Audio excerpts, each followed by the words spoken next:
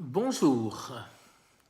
Lors d'une précédente review anglais, français, depuis 17 ans je vis aux États-Unis et donc j'ai perdu un peu mon français et je n'ai pas gagné réellement mon anglais. Donc je vais vous parler aujourd'hui full frame, c'est-à-dire plein format, contre APS ou micro four thirds, c'est-à-dire micro 4 tiers, Lumix ou Olympus. Il y a une légende, vraiment, pour moi c'est une légende, qui dit oui, micro four thirds, c'est bien ça, ou APS, c'est moins bien. Et pourquoi c'est moins bien? Parce qu'on a moins de bokeh. Vous savez certainement ce que c'est que le bokeh. Le bokeh, c'est la profondeur de champ, c'est-à-dire vous avez le visage net et derrière c'est tout flou. Voilà.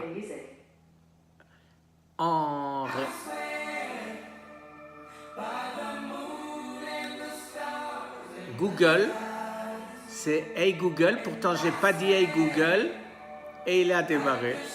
Alors je vais essayer de faire Hey Google, stop. Hey Google, stop. Ça marche. Donc, je disais, pour certains, un bokeh très faible, c'est-à-dire une profondeur de champ très faible, c'est un avantage. En ce qui me concerne, je ne trouve absolument pas. Pourquoi? Vous avez certainement, si vous avez utilisé du 24-36, du 6-6 avant en argentique, ou du full frame, c'est-à-dire plein format en digital, vous avez certainement eu des photos avec le nez net et les oreilles floues, ou pire encore, toute la tête floue et derrière net.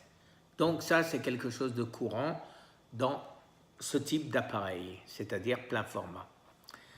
L'avantage pour moi du Micro Four Thirds, c'est que la profondeur de champ est beaucoup plus grande due au fait d'un sensor plus petit. À titre d'exemple, si vous prenez un appareil par exemple qui est un 1/2 tiers, comme toutes les séries des Lumix FZ70, FZ80, ou même les autres Lumix qui ne font que 1 inch, eh bien, la profondeur de champ augmente et donc en ce qui me concerne c'est un avantage et certainement pas un inconvénient.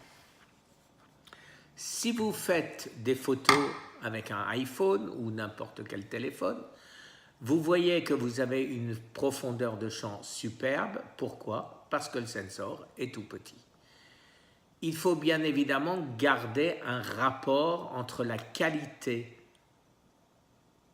de la lumière, la quantité-qualité de la lumière reçue par le sensor et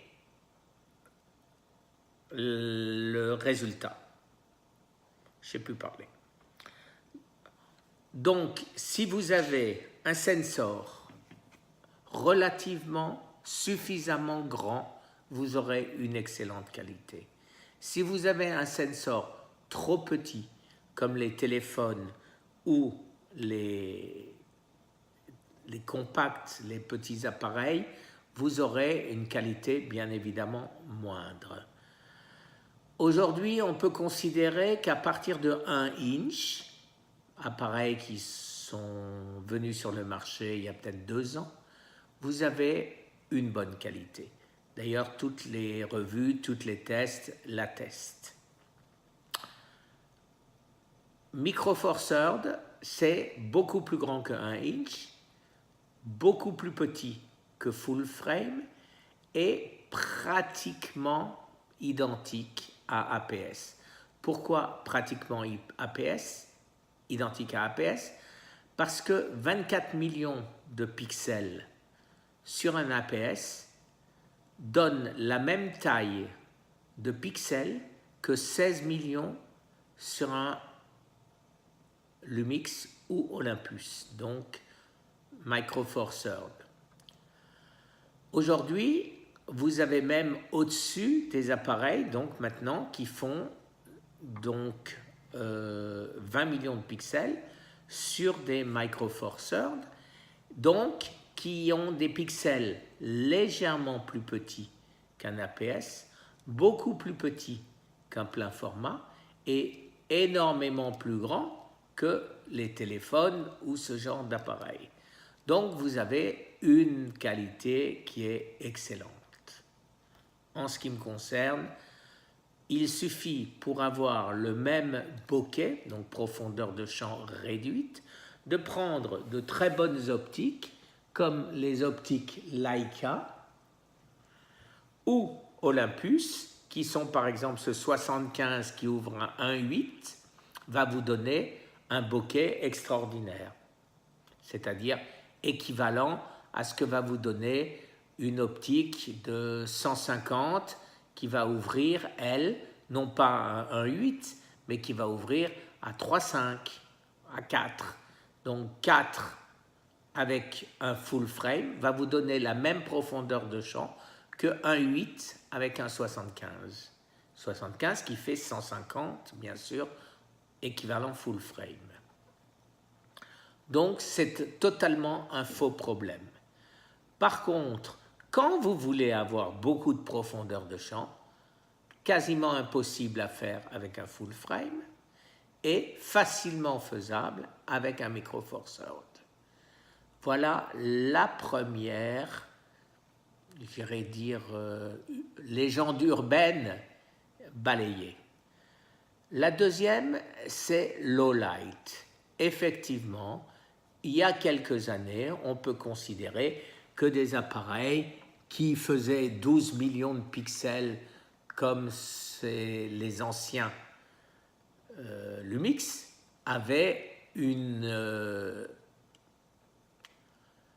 possibilité de faire des photos low light très réduite et donc de ce fait, Lumix limitait les ISO à peut-être 1600, 3200 et c'était déjà pas terrible. Rappelez-vous que sur des appareils beaucoup plus anciens, 400 ASA c'était déjà miraculeux. Donc on est bien au-dessus. Aujourd'hui, 25 000 ASA avec un G9 va vous donner le même type de résultat que 800 ASA sur ce petit appareil. Donc là aussi, une légende à balayer. Les progrès réalisés balayent complètement cette deuxième légende urbaine. Voilà, je pense que pour aujourd'hui, ça suffit. Donc, à la prochaine et merci de subscribe.